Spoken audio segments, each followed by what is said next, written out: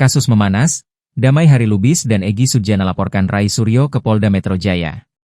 Damai Harilubis dan Egy Sujana melaporkan pakar telematika Rai Suryo dan pengacaranya, Ahmad Hozinuddin ke Polda Metro Jaya. Keduanya dilaporkan atas dugaan pencemaran nama baik. Damai mengonfirmasi laporannya yang telah diterima bersamaan dengan laporan Egy ke SPKT Polda Metro Jaya pada Minggu, 25 Januari 2026, malam. Ia melaporkan Roy soal fitnah, penistaan, ujaran kebencian dan UU ITE. Menurutnya ada beberapa bukti yang dilampirkan dalam pelaporan diantaranya bukti video dan flash disk. Ahmad Hozinuddin dilaporkan karena telah menuding panggilan 3 tersangka klaster 1 kasus ijazah Jokowi akibat pengaruh dari Damai dan Egy. Damai membantah dan mengatakan bahwa panggilan tersebut memang murni proses hukum yang sedang ditangani oleh penyidik. 3 tersangka Rizal Fadilah, Kurnia Triroyani, Rustam Effendi memang sudah terjadwal untuk diperiksa. Sementara, pelaporan ini dibenarkan oleh Kabid Humas Polda Metro Jaya, Kombes Budi Hermanto. Budi menyebut jika pelapor merasa bahwa nama baiknya telah dicemarkan oleh pernyataan terlapor yang disampaikan di media. Ya, dia berpikir tiap orang mungkin 20, 5, 6, belasan ada, 70. Cuma yang naik memang baru Ahok dan Jokowi. Tudingan publik, representasi publik, ijazah palsu itu baru naik 2. Itu pun sudah selesai, namanya kata tahapan sementara dinyatakan identik, ya kan?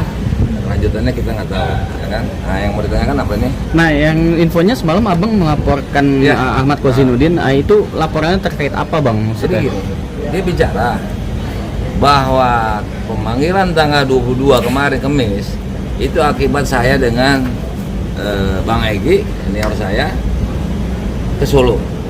Ya, itu jangan peristiwa yang Solonya, saya udah sampaikan mungkin ya, kalaupun mau nanti di luar ini ya, karena mau dampingin ini. Dia bilang itu gara-gara saya ke sana inilah makanya dipanggil 22 orang itu hasut itu namanya. Ya kan? Hasut. Karena apa? Namanya seseorang atau subjek hukum itu sudah dilaporkan menjadi tersangka. Tentu kan ada jadwal-jadwal agenda pemanggilan. Ya kan, kok bisa-bisa dia nuduh kami gitu loh. Ya kan, ini akibat itu. Ya kan, nah jadi gini loh. Saya sebagai orang yang tersangka yang merasa tidak patut jadi tersangka, saya kan boleh berjuang untuk mencabut status SK itu dengan SP3. Kebetulan ada wadah namanya restorasi, pemulihan hak saya. Ya kan, kok dia nggak mau hargai itu keberhasilan saya, ya kan? Atau nggak usah lah, nggak usah pro, ya kan? Saya objektif aja, atau diam. Kok dia komentari hal-hal seperti ini? Dia seolah-olah ini perjuangan saya juga cacat hukum, ya kan? Karena disebut juga KUHP, menggunakan KUHP Solo, itu juga nggak ngerti ya.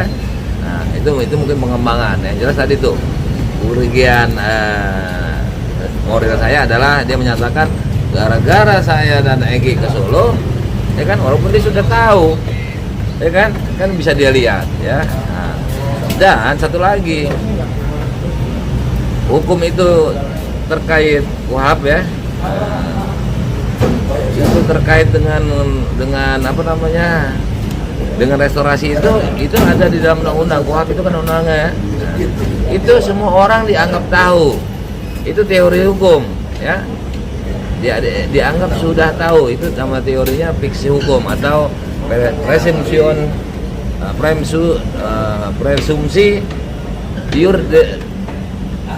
iuris de iur, ya. Presumsi iuris de iur atau fiksi hukum. Jadi dia dianggap sudah tahu, apalagi saya sudah sampaikan tujuan saya begini. Dan saya di depan dia juga di gelar perkara saya masukkan nota keberatan saya dengan Bang Egy. Bang Egy pakai pakar Profesor Muzakir, jadi beda pembelaannya, bahwa dia nggak pernah di BAP, bla bla ya.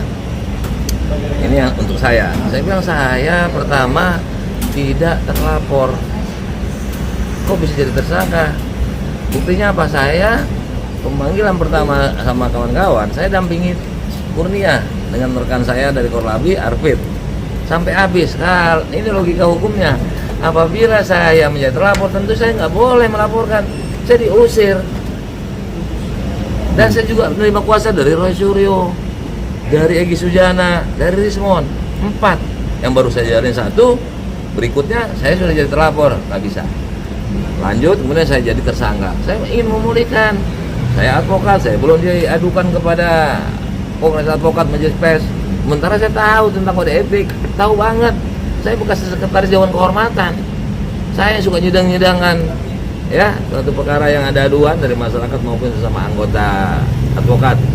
Saya ngerti, saya enggak. Banyak lain-lain. Termasuk saya waktu jadi tersangka, saya di BAP, saya lihat di atas saksi terlapor. Nah ini saya udah mulai menurun. Artinya ada suatu pertimbangan khusus kenapa saya jadi saksi terlapor. Berarti kan sudah turun kan? Nah ini bisa saya perjuangkan. Saya perjuangkan dengan hak hukum saya. Ya kan? Nah mereka kalau memang menganggap saya cacat hukum, kenapa nggak Prapit? Kenapa nggak? Ya kan? Upaya hukum.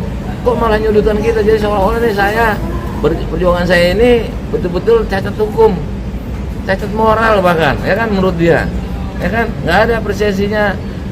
Ya apakah bukan karena dia nggak mampu, ya kan, membantu klien untuk berupaya seperti saya bebas, ya kan? Jadi dia malah marah.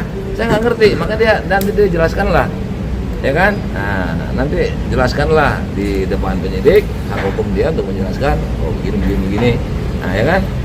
Nah, ini kenapa saya dulu juga nggak mau tampil apa? Karena ada perintah dari Bang Egy calling down. Mereka tampil terus, ya kan? Terakhir marah dipecat. Kenapa nggak ajak-ajak? Ya orang nggak mau nurut. Bahkan sudah ada yang dipecat, kok dipanggil diajak musyawarah, ya kan? Membangkang semua. Saya bukan bela Bang Egy nih, kalau saya patuh, ya kan? Dalam mungkin Ustadz Novel paham tuh bahwa yang dipimpin manusia itu yang beriman harus patuh kepada perintah Allah. Kedua ulil amri, ya kan? Ketiga Rasulullah. Keempat, ya kan dalam kelompok kecil tentu pimpinan kita. Kalau enggak ya keluar aja, ya kan? Karena malah nuntut, nggak masuk akal orang yang membangkang diajak. Kalau saya tempatkan, saya nggak ikut THR, saya dihujat, betul dihujat ya, mata teman.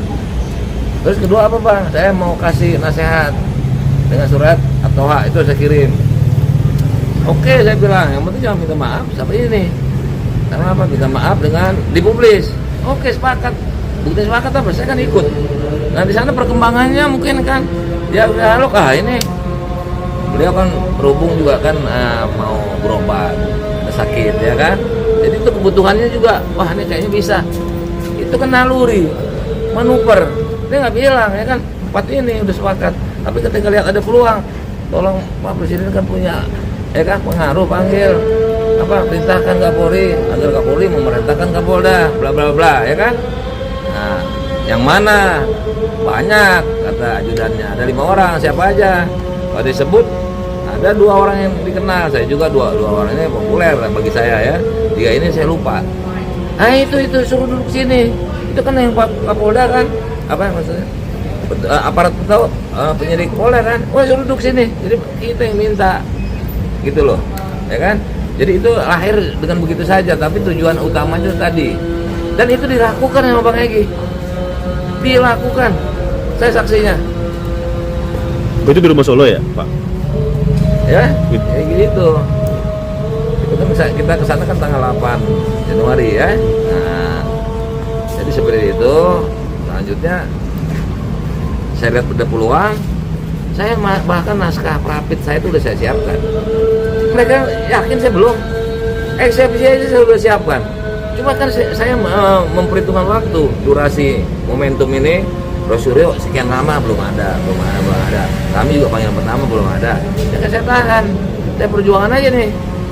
SP3 saya melalui restorasi, pemulihan nama baik saya demi hukum keadilan biar restorasi, kan begitu bunyinya. Atau itu kan unsur. Ya saya ambil yang itu, bukan ambil Prapit. Terserah saya, cara saya. Kebetulan penyidik kan punya hak subjektif, ya kan? Nah, saya dikasih. Saya nggak ada mau apa pernyataan sendiri minta maaf, nggak ada. Saya tujukan kepada penyidik, memang itu aturan hukumnya. Nah kalau dia nggak tahu, saya udah kasih tahu. Kok dibawa-bawa seolah-olah mereka dipanggil tanggal 22 kemarin Kamis, ya kan? Seolah-olah karena kedatangan saya ke sana. Itu kan fitnah.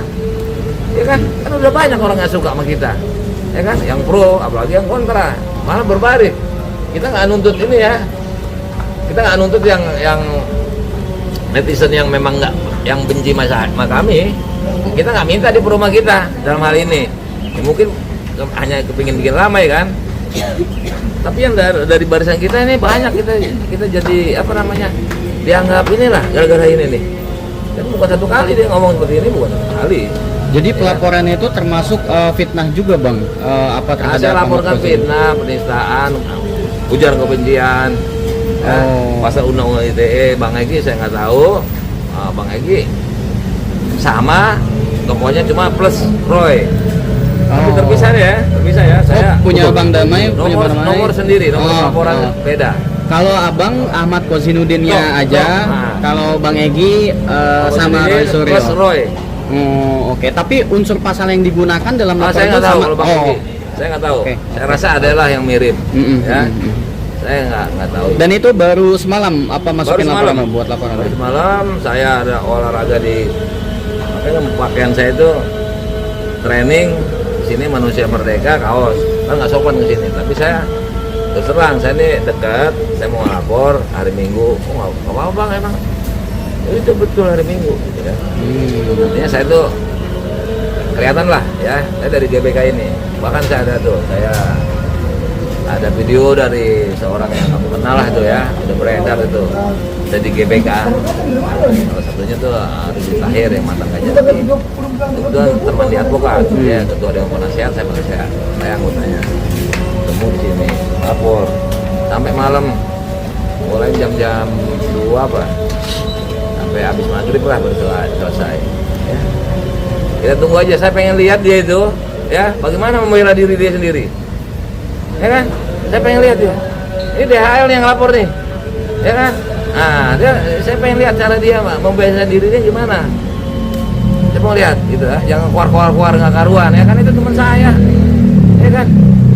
Landasannya banyak yang keliru. Saya udah perhatikan, bahkan saya di TV sebelumnya saya bilang, "Dulu Bang Egy saya larang ini, kita tolong orang ini."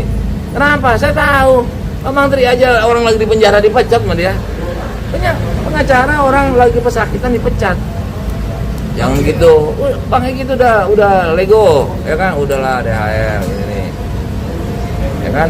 Bla bla bla. Terakhir dipecat, baru ngadu lagi. DHL, Bang dipecat, kurang ajar tuh. Ya kan? Sekarang dia jadi TV. Harusnya Bang Egy ini yang membacakan ini. Kami rindu. Aduh, ini orang sakit nih. Dia kan sakit nih orang nih. Ya kan? Nggak lama. Begitulah lagi di tangga.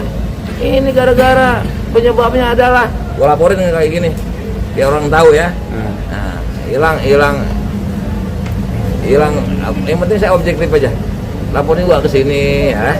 Nah, saya objektif aja. Laporin ke polisi. Apabila tidak terbukti ya nanti kan dihentikan.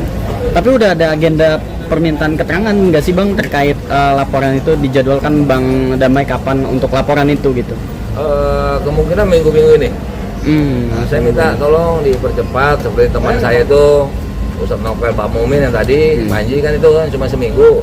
Udah bisa, jangan sampai cemburuan sosial nih sama menonton di Ustadz ya kan. Nah, saya udah ngomong kemarin, saya dapat ini nih minta pendampingan seminggu, saya bisa dong seminggu dong. Gitu.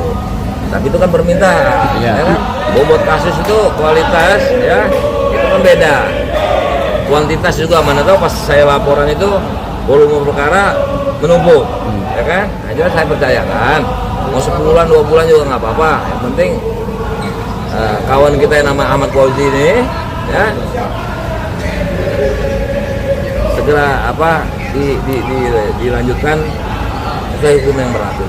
Bukti apa sih Bang yang Lampirkan Dua video, saya lampirkan pakai flash disk. Oh, video pernyataan Videonya itu ya, bukan ya. satu, nanti pengembangan ada, ya kan? Dikait-kaitkan, memang nih.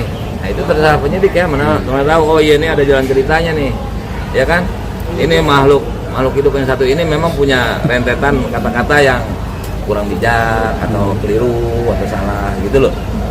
Oke? Oke, Makasih. siap Bang Damai. Makasih ya.